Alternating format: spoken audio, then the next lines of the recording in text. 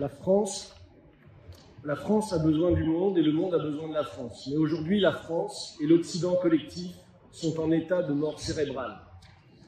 Nous vivons la fin d'un cycle historique de plus de 500 ans dans lequel nous avons connu l'esclavage et l'extermination de millions d'hommes et de femmes, puis le colonialisme et sa barbarie pendant plusieurs siècles, 2 guerres mondiales et jusqu'à aujourd'hui le néocolonialisme organisé par le monde occidental sur les peuples du monde. Nous sommes à la croisée des chemins. Soit les mondialistes vont réussir à imposer leur agenda et conduire le monde à une nouvelle guerre mondiale qui sera inévitablement nucléaire, soit nous allons organiser un changement de paradigme, une renaissance basée sur la coopération avec l'Est et le Sud global dans une approche gagnant-gagnant et dans cette nouvelle architecture de sécurité et de développement mutuel. Alors je parle ici au nom de la France. Pourquoi mon pays est-il du mauvais côté de l'histoire? D'abord car depuis le 15 août 1971 et le découplage de l'or et du dollar par le président Nixon, le monde s'est soumis à une dictature monétaire, celle du dollar, un nouveau mondialisme financier et criminel. Depuis, les pays de l'Occident collectif, dont la France, n'ont fait que perdre de plus en plus leur souveraineté au profit d'une élite financière apatride manipulant le dollar sur des marchés financiers.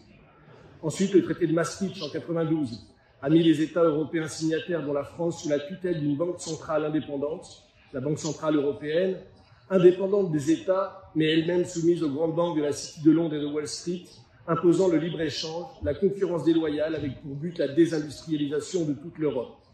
Un esclavage moderne exploitant les ressources et les hommes à l'autre bout du monde, tout en organisant la destruction des États-nations européens. Nouvelle trahison de nos élites avec l'annonce de la réintégration de la France dans le commandement intégré de l'OTAN par le président Nicolas Sarkozy à Washington en 2017. Une organisation sous contrôle du complexe militaro-financier qui aurait dû disparaître depuis longtemps, mais qui est aujourd'hui devenue l'OTAN mondiale.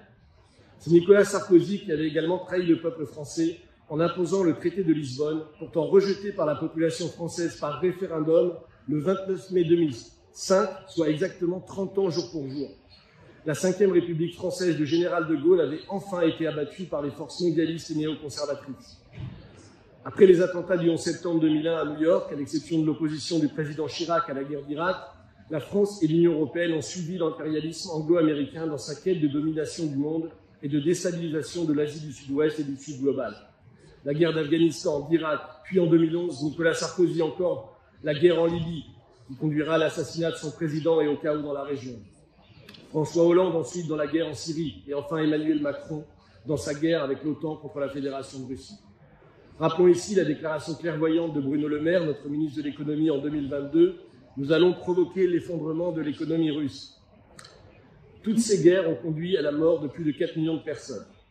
Pour nos amis africains présents ici, je pense qu'il est inutile de mentionner que tous ces présidents, Sarkozy, Hollande et Macron, n'ont eu aucun scrupule à maintenir le néocolonialisme en Afrique, et en particulier dans les pays francophones, avec le maintien de la monnaie coloniale qui est le franc CFA, et les accords de coopération militaire.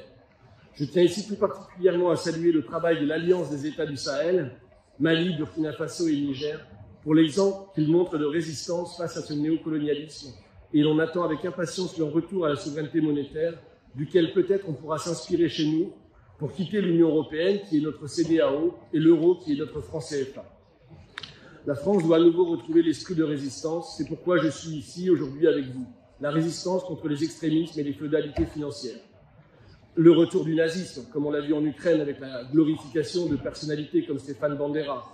Le terrorisme avec le retour en Syrie de ceux qui étaient hier nos ennemis et qui aujourd'hui sont reçus à l'Élysée en costard-cravate.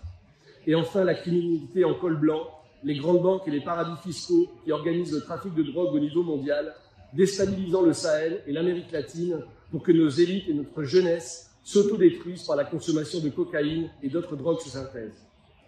Vladimir Poutine, lors de la dernière réunion du club de Valdai en novembre 2024 à Sotchi, a déclaré, je cite, « Nous nous dirigeons vers un système mondial qui sera polyphonique plutôt que polycentrique, un système dans lequel toutes les voix se font entendre et, plus important encore, doivent absolument être entendues. Ceux qui ont l'habitude de jouer en solo et qui veulent continuer à le faire devront s'habituer à la nouvelle partition musicale. » Fin de citation. Je suis ici venu vous faire entendre la voix de la France qui répond à cet appel pour coopérer avec les États du Sud et de l'Est global. C'est d'ailleurs la proposition que notre institut, l'Institut Schiller et sa présidente Helga Tsep-Larouche, a également proposée pour mettre en place une nouvelle architecture de sécurité et de développement mutuel dans l'esprit du traité de Westphalie et des 5 principes de la coexistence pacifique préconisés par la conférence de Bandung des pays non alignés dont nous fêtons les 70 ans.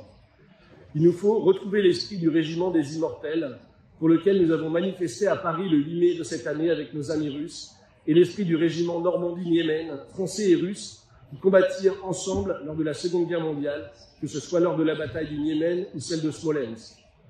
L'on ne peut s'en sortir et éviter le pire qu'en changeant les règles du jeu, en se battant pour substituer à la géopolitique internationale actuelle à la loi des marchés financiers visant à la dictature mondiale, une politique de développement et de sécurité mutuelle en Europe et dans le monde.